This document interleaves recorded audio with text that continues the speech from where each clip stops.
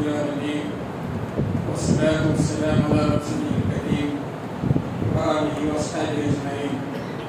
وقال الله تعالى في القرآن الحكيم والفرقان المجيد: أعوذ بالله من الشيطان الرجيم، بسم الله الرحمن الرحيم. يا أيها الذين آمنوا اتقوا الله حق تقاته ولا تموتن إلا وأنتم مسلمون. புகழனைத்தும் இறைவனாகிய அல்லாஹ்வுக்கு உரித்தாகிறார்.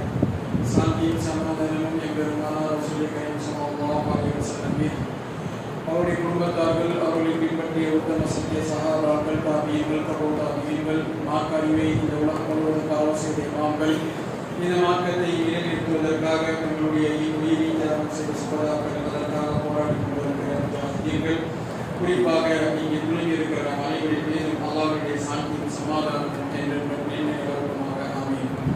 எல்லாம் வல்ல அல்லாஹ் சுப்ஹானஹு வ தஆலாவின் நல்லடியார்களே, அல்லாஹ் சுப்ஹானஹு வ தஆலா நம்மிலே ஒரு தூதரை தேர்ந்தெடுத்து அந்த தூதரின் மூலமாக நேர்வழி காண்பித்திருக்கிறான். இறுதி நாள் வரை இந்த மக்களுக்கு சத்தியம் எது அசத்தியம் எது என்பதை பிரித்து காட்ட அந்த தூதரின் மூலமாக வேதத்தை வணங்கி நமக்கு பேருபகாரம் புரிந்திருக்கிறான். அல்ஹம்துலில்லாஹ். அல்லாஹ்வின் சுப்ஹானஹு வ தஆலா நல்லடியார்களே, நாம் பல கட்டங்களிலே சோதனைக்கு உள்ளாக்கப்படுகிறோம்.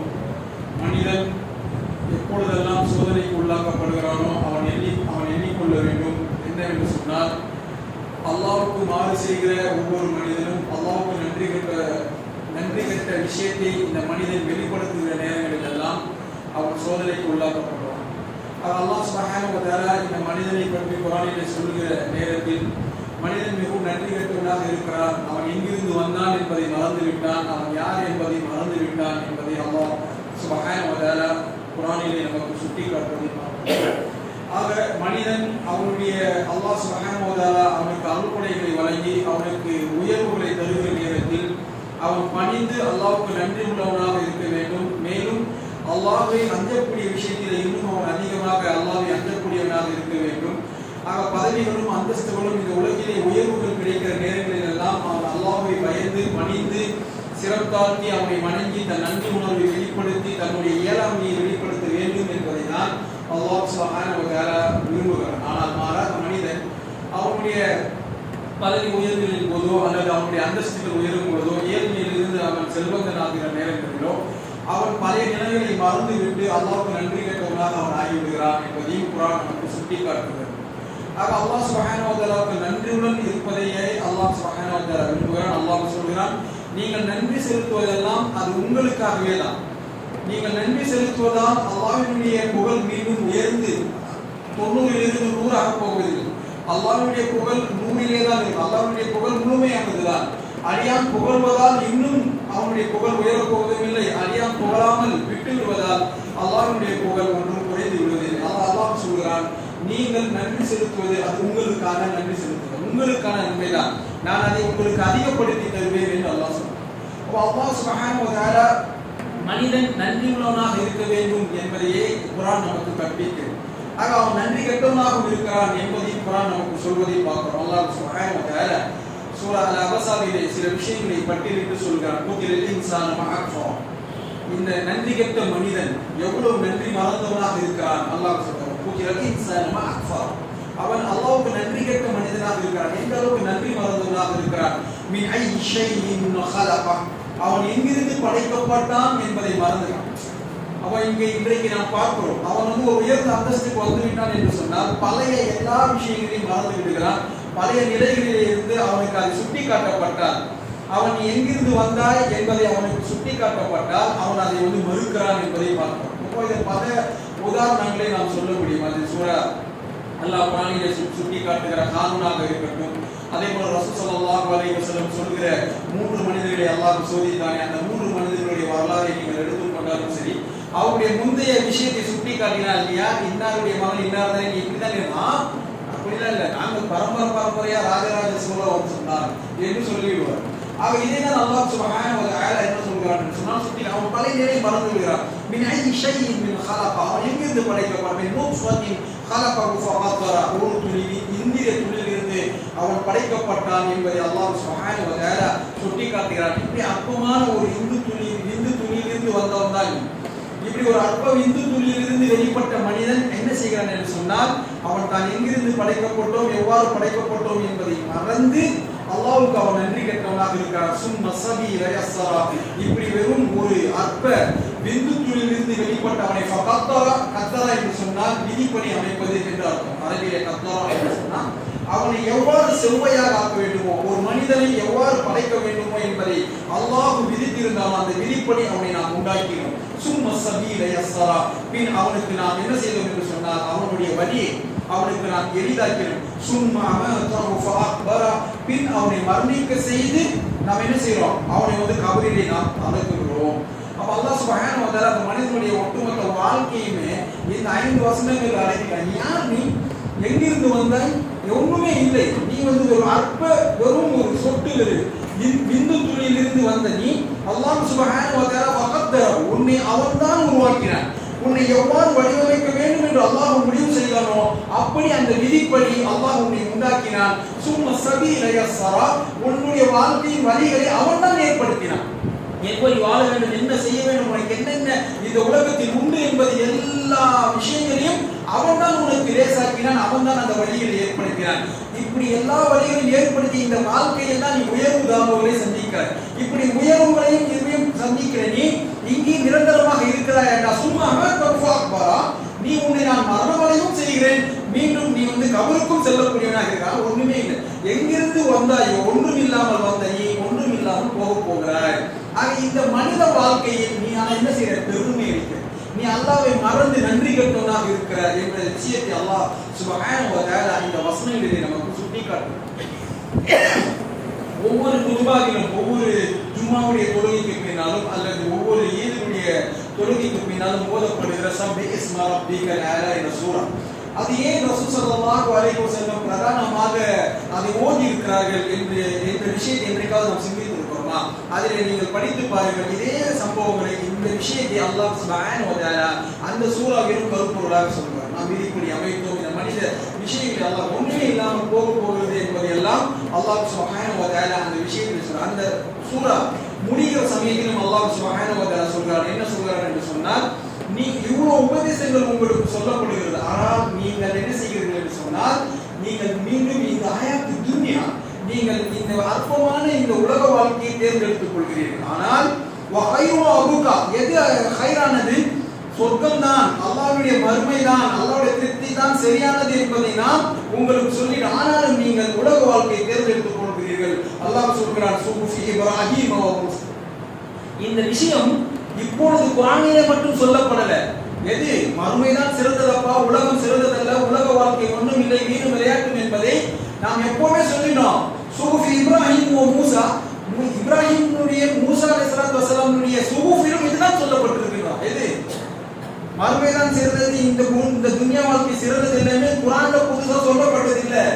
அது ஏற்கனவே பதியப்பட்ட விஷயம் தான். எங்கே பதித்து இருக்கிறோம், அதை இப்ராஹிமுடைய வேதத்திலும் சொல்லப்பட்டிருக்கிறது, மூஸா அலைஹிஸ்ஸலாத்து வஸலாமுடைய வேதத்திலும் அதுதான், அவருடைய சுஹுஃபிலும் சொல்லப்பட்ட விஷயம் தான். ஆனால் நீங்கள் அதை மறந்து விட்டீர்கள் என்று அல்லாஹ் சொல்றார். அப்ப அந்த நினைவுபடுத்துகிறான், மனிதன் என்றால் என்ன தன்மை, ஒன்றும் இல்லாமல் வந்து ஒன்றும் இல்லாமல் போகிறாய், எல்லாம் அல்லாஹ்வுடைய நாட்டப்படியே நடக்கிறது, எல்லா ஆற்றலும் வல்லமையும் அல்லாஹ்விடத்திலே இருக்கிறது என்பதைதான் இந்த வசனங்கள் நமக்கு உணர்வதை பார்க்கிறோம். இதா ஷாஅ அன்ஸரா, பின்னர் அவன் விரும்பிய பொழுது அவனை உயிர்ப்பித்து எழுப்புவான். கல்லா லம்மா யஅலி மா அமரா, அல்லாஹ் மனிதனுக்கு எதை ஏவினானோ அவன் அதை நிறைவேற்றுவதில்லை. கல்லா ஒருபொழுதும் இல்லை, லம்மா யஅலி மா அமரா, நாம் அவனுக்கு எதை அவன் கட்டளையிட்டோமோ அவன் என்ன செய்கிறான்னா அதை அவன் நிறைவேற்ற மறுக்கிறான். ஃபயன்துர் இன்சான் இலா தஆமி, ஓ மனிதா, அல்லாஹ் ஃபயன்துர், நீ சிந்தித்து பார்க்க வேண்டுமா, இன்னல் இன்சான் அலி தஆமி, நீ சாப்பிடுகிற உணவை சிந்தித்தால் உன்னுடைய ரப்பை நீ அறிந்து கொள்ளலாம். அல்லாஹ் சொல்கிறான். எனவே மனிதன் தான் உணவின் பக்கம் அது எவ்வாறு பெறப்படுகிறது என்பதை அவன் சிந்தித்து நோட்டமிட்டு பார்க்க வேண்டாம். ஃபயன்துர், நீங்கள் சிந்திக்க வேண்டாமா என்றால், எதை சாப்பாடப்ப அன்ன சபஹனல் மா சப்பா, நாமே வானத்தை திறந்து மலையை இறக்கி மலையை பொழிய செய்கிறோம். சும்ம சகஹனல் அர்த சக்கா, மீண்டும் பூமியை பிளந்து அதிலிருந்து நாம் புற்பூண்டுகளை வெளிப்படுத்துகிறோம். இங்கே அல்லாஹ் சுப்ஹானஹு வ தஆலா நாமே அல்லாஹ் சொல்றார், சும்ம சகஹனல் அர்த சக்கா, நாமே பூமியை பிளந்து அதிலிருந்து வித்தை முளைக்க செய்கிறோம் என்று சொல்கிறார். இங்கே இது தப்சீரில் பல விளக்கங்களை பல பக்கங்களுக்கு சொல்லப்பட்டிருப்பதை பார்க்கிறோம். எந்த அளவுக்கு சொல்கிறார்கள் என்று சொன்னால், சிந்திகள் இமாம்கள் சொல்கிறார்கள், இந்த பூமியினுடைய தன்மை என்ன தெரியுமா? இந்த பூமி மண்ணினுடைய தன்மை என்ன தெரியுமா? இதில் எதை நீங்கள் போட்டாலும் அதை அரித்துவிடும். மனித உடலை போட்டாலும் அது அரித்துவிடும். நீங்கள் இரும்பை போட்டாலும் அரித்துவிடும். நீங்கள் ஒரு கட்டையை போட்டாலும் அரித்துவிடும். இப்படி எதை போட்டாலும் அரித்து தின்கிற தன்மையோடு அல்லாஹ் சுப்ஹானஹு வ தஆலா இந்த பூமியை படைத்திருக்கிறான். அதுதான் மண்ணின் தன்மை. ஆனால் நீங்கள் கையால் நசுக்கினால் நசுக்கி விடுகிற வித்து, கையால் நசுக்கினால் நசுங்கி போகிற வித்தை இந்த பூமிக்குள் போடுகிறீர்கள். அது இந்த பலமான பூமியை பிளந்து கொண்டு தன் இலையை முளைப்பிக்கிறது என்று சொன்னால் இந்த ஆற்றலை செய்தவன் யார்? அல்லாஹ் தான் கேட்கிற, நான் தான் என்று சொல்றாங்க. நான் தான் பண்றேன். நீ அதை சிந்திக்க வேண்டாமா? இவ்வளவு பெரிய இரும்பு அரிச்சிருது, கட்டையை அரித்திருது, மனித உடலை எலும்பை அரித்து விடுகிற இந்த மண், கையால் நசுக்கினால் நசுக்கி விடுகிற வித்து இந்த பூமியை பிளந்து கொண்டு முளைத்து வருகிறது.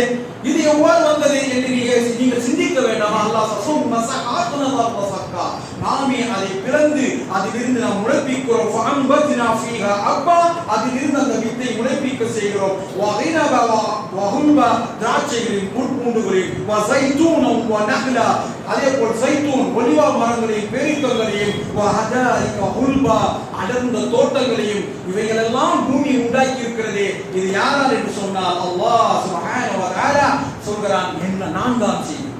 நீ செய்த, நீயா செய்த? நீ வந்து ஒன்று கொண்டு வந்துட பார்ப்போம். உன் ஆற்றலா, உன் வலிமையா, நீ மனித எல்லாம் என்னால் என்னால் என்று சொல்கிற மனிதா சிந்திக்க சொல்றா. சிந்திச்சியா?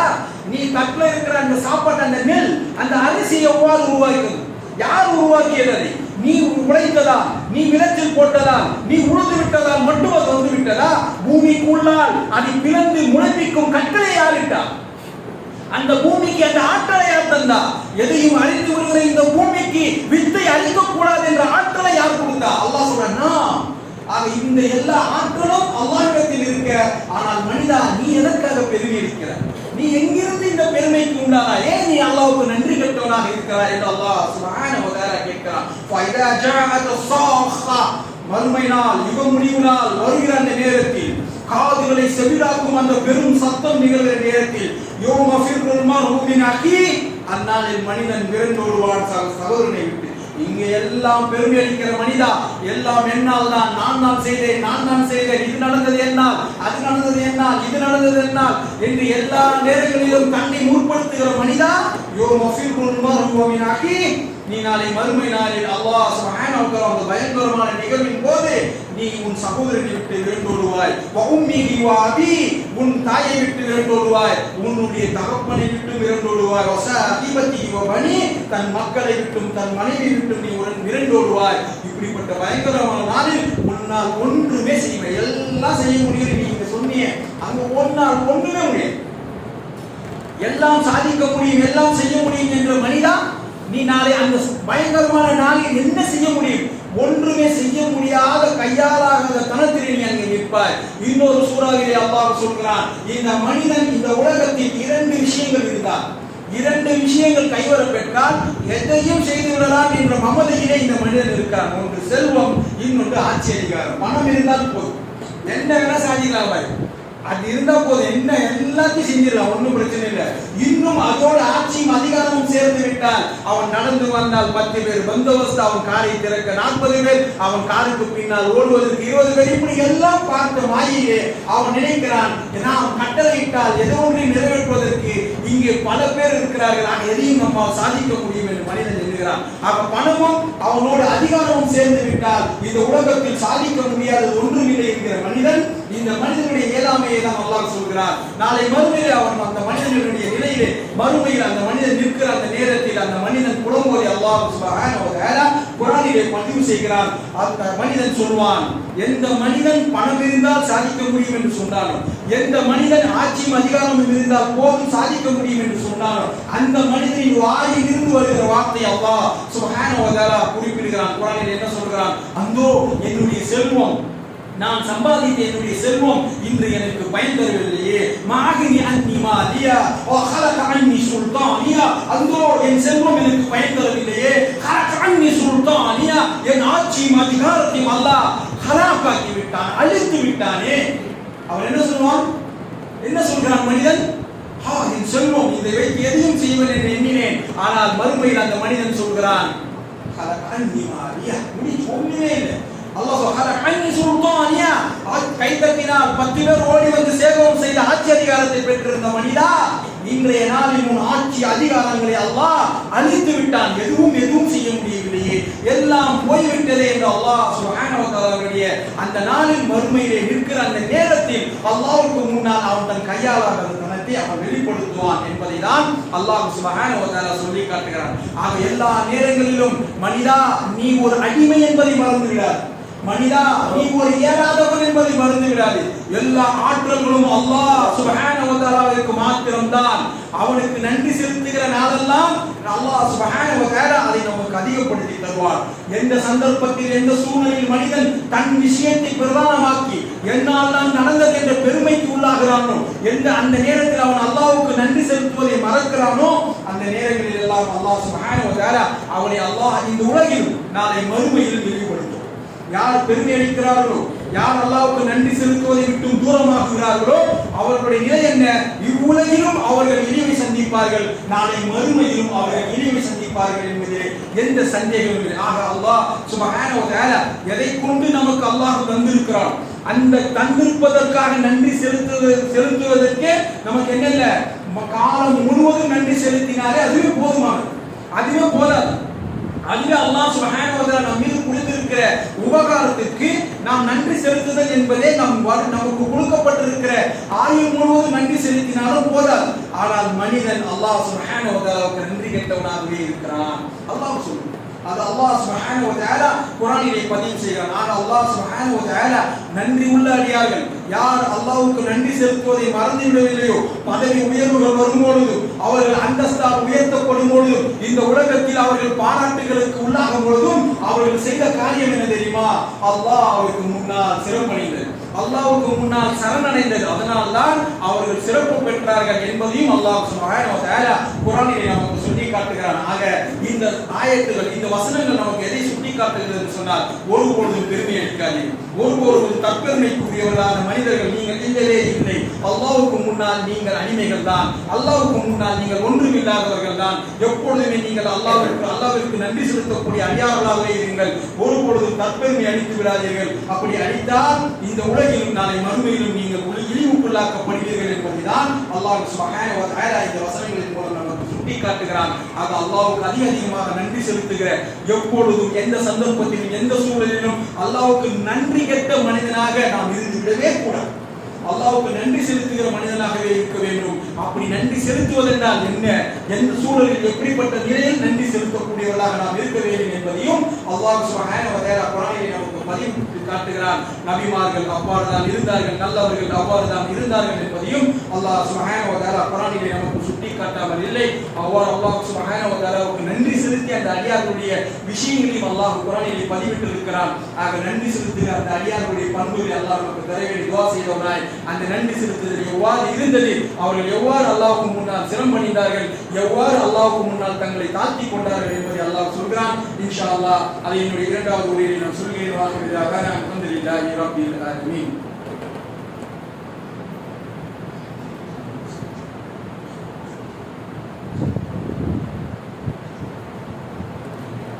அல்ஹம்துலில்லாஹி ரப்பில் ஆலமீன். வஸ்ஸலாத்து வஸ்ஸலாமு அலா ரசூலில் கரீம் وآله وأصحابه أجمعين. وقال الله تعالى القرآن الحكيم الفرقان المجيد: أعوذ بالله من الشيطان الرجيم، بسم الله الرحمن الرحيم. وأنت فاطر السماوات والأرض وأنت ولي في الدنيا والآخرة توفني مسلما والحقني من الصالحين. الله سبحانه وتعالى சூரா யூசுஃபினுடைய 101வது வசனத்திலே அல்லாஹ் இவ்வாறு நமக்கு சுட்டி காட்டுகிறான்.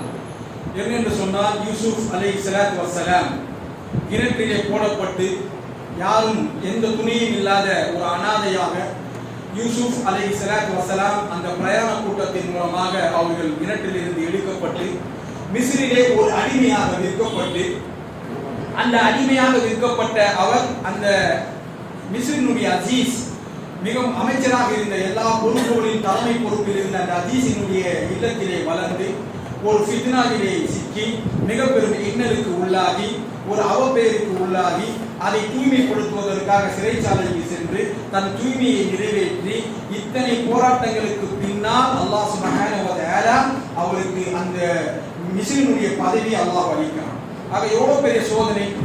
சொந்த சகோதரர்கள் மூலமாக கொலை செய்வதற்கு பகரமாக கிணற்றிலே தள்ளப்பட்டு இத்தனை துன்பங்களை அனுபவித்து ஒரு நபியினுடைய பிள்ளை, ஒரு நபி அவர் ஒரு அடிமையாக விற்கப்படுகிறார். ஒரு அடிமையாக விற்கப்பட்ட அந்த நபர் ஒரு அடிமை என்ற நிலையிலே அவர் வீட்டிலே வளர்ந்து, ஆனால் அவரை விலைக்கு வாங்குவோர் அறிந்து கொள்கிறார், இவர் ஒருபொழுதும் அடிமை அல்ல, ஒரு சிறந்த குடும்பத்தை சார்ந்தவர், அதனால் இவரிடத்தில் நீங்கள் கண்ணியமாக நடந்து கொள்ளுங்கள் என்று தன் வீட்டாருக்கு சொல்கிற அந்த விஷயத்தை பார்க்கிறோம். ஆக அல்லாஹ் இவ்வாறெல்லாம் கண்ணியத்தை கொடுத்து மிகப்பெரிய சிக்கல்கள், மிகப்பெரிய பிரச்சனைகளை எல்லாம் சந்தித்ததற்கு பின்னால் அல்லாஹ் சுப்ஹானஹு வ தஆலா அவரை ஒரு உயர்வுக்கு கொண்டு வந்தார். என்ன உயர்வு?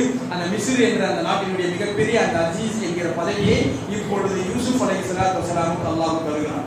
இப்படி தருகிற அந்த நேரத்தில் அவர்களுடைய வறுமையில் இருந்து அவர்களுடைய சகோதரர்களை எல்லாம் சந்தித்து மீண்டும் அவருடைய தாய், தந்தை, பிள்ளைகள், அவருடைய ஒட்டுமொத்த குடும்பத்தார்கள் கிட்டத்தட்ட 73 பேர் என்று இமாம் இப்னு கஸீர் சொல்கிறார். இந்த 73 பேரும் வருகை தந்து மிஸ்ருக்கு வருகை தந்து அங்கே அவர் கௌரவிக்கிறார். அந்த தாயும் தந்தையும் 10 சகோதரர்களும் அவருக்கு சிரமணிகிறார். இதை தான் அவர் கனவிலே பார்த்தார். இப்படி மிகப்பெரிய ஒரு உயர்வுல இருக்கிற அந்த நேரத்தில் அவருடைய அரசராக ஒரு அரசவையிலே ஆசனத்தில் அமர்ந்திருக்க, அங்கே எல்லோரும் அவருக்கு சிரமணிய இந்த இடத்தில் உட்கார்ந்து இருக்கிற அந்த நபர் இப்படி அவருடைய நிலை என்னவாக இருக்கும்? நாமாக இருந்தால், மனிதர்களாக இருக்கிற நாம், அவரும் மனிதர் தான், ஆனால் அல்லாஹ்வுக்கு அஞ்சியவராக அவர் இருந்தார். ஆனால் இப்படிப்பட்ட ஒரு காலத்தில், இப்படிப்பட்ட ஒரு சூழலில், எகிப்தினுடைய அரசாட்சியிலே நாம் எதை நினைத்தாலும் செய்யக்கூடிய ஆற்றல் நம்ம இடத்தில் இருக்கும் பொழுது எல்லோரும் எனக்கு முன்னால் அடிமணிகிற அந்த நேரத்தில் அந்த மனிதனுடைய இயல்பு என்னவாக இருக்கும்? அவன் அல்லாஹ்வை அங்கு மறந்து விடுகிறான் சில நேரங்களிலே மனிதன். ஆனால் யூசுப் அலைஹிஸ்ஸலாத்து வஸலாம் அந்த நிலையிலே தன் நாவினால் எதை சொல்கிறார் என்பார். ரப்பி கதா தைதனி மினல் முல்க், யா அல்லாஹ் நீதான் இந்த அரசாட்சி எனக்கு தந்தாய். யா அல்லாஹ் தேவனே, என் ரப்பே நீதான் இந்த அரசாட்சி எனக்கு தந்தாய். நாம என்ன சொல்றோம்? நான் அறிவால வந்து எப்படி பசங்க அல்லாஹ் என்ன அறிவால் நான் சம்பாதித்தேன், என் அறிவால் எல்லாம் பெற்றேன், நான் கடுமையாக உழைத்ததால் கிடைத்த பதவி, நான் சோறு தண்ணி இல்லாமல் அலைந்ததால் கிடைத்த பதவி என்று மனிதன் சொல்கிறான். யூசுப் அலைஹிஸ்ஸலாத்து வஸலாம் என்ன கஷ்டப்பட்டாங்க? கிணத்தில் போடப்பட்டாங்க, சாப்பாடு இல்லாம இருந்தாங்க, சிறைச்சாலைக்கு சென்றாங்க, பெண்கள் சித்தனால மாட்டிக்கிட்டாங்க. இவ்வளவு பிரச்சனைகளுக்கு பின்னாடி அவங்க வெளியில வந்து இப்ப அவர்கள் பதவியில் இருக்கிறாங்க. சொல்றாங்க, என்னுடைய திறமையால் நான் வந்துட்டேன். ரப்பி கதா தைதனி மினல் முல்க், யா அல்லாஹ் நீதான் எனக்கு இந்த அரசாட்சியை தந்தாய். வஅல்லம்தனி மின் தஹ்வீலில் ஹதீஸ், கனவுகளுக்கு விளக்கம் சொல்கிற ஆற்றலையும் நீதான் எனக்கு தந்தாய். ஃபாத்திர ஸமாவாதி வல் அர்த், யா அல்லாஹ் நீதான் வானங்கள் மற்றும் பூமியின் ஆட்சிக்குரியவன், நீதான் வானங்கள் மற்றும் பூமிக்கு நீதான் படைத்தாய், அந்த ஆட்சிக்குரியவன் நீதான். ஃபாத்திர ஸமாவாதி வல் அர்த், வானங்களையும் பூமியையும் படைத்தவனே. அன்த வலியு ஃபித் துன்யா வல் ஆখিরা, நீதான் இந்த துன்யாவிலும் நாளை மறுமையிலும் எனக்கான பாதுகாவலன், நீதான் இந்த துன்யாவிலும் நாளை மறுமையிலும் நீதான் எனக்கான பாதுகாவலன். அன்த வலியு ஃபித் துன்யா, இந்த துன்யாவிலும் நீதான் எனக்கு வலி, வல் ஆখিরা நாளை மறுமையிலும் நீதான் எனக்கு வலி. யா அல்லாஹ். அல்லாஹ் அக்பர். என்ன வார்த்தை! இப்படி பண்ணிராங்க பாருங்க, அல்லாஹ்வுடைய எப்படி சரணடைகிறார்கள். அந்த அல்லாஹ் சொல்றான், அவர் சொல்ற அன்த வலியு ஃபித் துன்யா வல் ஆখিরা, இந்த துன்யாவிலும் நீதான் என்னை பாதுகாக்க வேண்டும், நாளை மறுமையிலும் நீதான் யா அல்லாஹ் என்னை பாதுகாக்க வேண்டும். அடுத்த வரிதான் பாருங்கள் என்ன சொல்றார். தவஃபனி முஸ்லிமன், யா அல்லாஹ் என்னை முஸ்லிமாகவே கைப்பற்றிக் கொள். அல்லாஹ் அக்பர். யார் என்ன சொல்றா? யூசுப் அலைஹிஸ்ஸலாத்து வஸலாம் அல்லாஹ்விடத்தில் சொல்ற, யா அல்லாஹ் என்னை மௌத்தாக்கினால் முஸ்லிமாகவே மௌத்தாக்கு, முஸ்லிம் அல்லாத நிலையிலே என்னை கைப்பற்றி விடாதே, முஸ்லிம் என்ற நிலையிலே அதே கேட்டகரியிலே என்னுடைய மரணத்தை ஏற்படுத்தி, வஅல்ஹிக்னி மினஸ் சாலிஹீன், நல்லவர்களின் கூட்டத்தில் என்னை சேர்த்து. நம்ம நம்மளுக்கே சர்டிஃபிகேட் கொடுக்கிறோம், நான் ரொம்ப நல்லவன், நான் ரொம்ப நல்லவன். சொல்லுங்க 4 பேர், நான் ரொம்ப நல்லவன். ஆனால் யூசுப் அலைஹிஸ்ஸலாத்து வஸலாம் அல்லாஹ்விடத்திலே முறையிடுகிறார்கள். ஃபாத்திர ஸமாவாதி வல் அர்த், வானங்களையும் பூமியையும் படைத்தவனே. அன்த வலியு ஃபித் துன்யா வல் ஆখিরা, நீயே இம்மையிலும் மறுமையிலும் நீயே எனக்கு பாதுகாவலன். தவஃபனி முஸ்லிமன், என்னை முஸ்லிமாகவே கைப்பற்றிக் கொள்.